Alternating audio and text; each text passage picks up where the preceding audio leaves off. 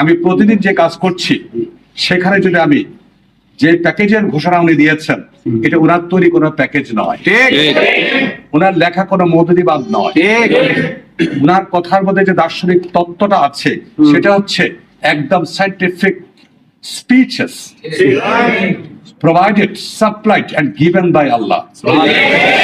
তার মাধ্যমে দিয়েছেন, প্রফেট হযরত মুহাম্মদ মুস্তাফা সাল্লাল্লাহু আলাইহি ওয়াসাল্লামের মাধ্যমে প্রচার করেছেন। তারপর খেলাফতের মাধ্যমে সম্প্রসারণ ঘটেছে।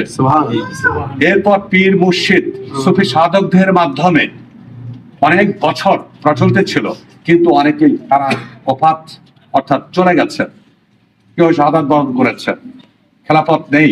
তাহলে ইসলামের রক্ষণাবেক্ষণ সঠিকভাবে দেখাশোনার দায়িত্বটা তাও নিশ্চিত হয়ে গেছে। আমরা শুকরিয়া, আমরা একজন ইমাম পেয়েছি।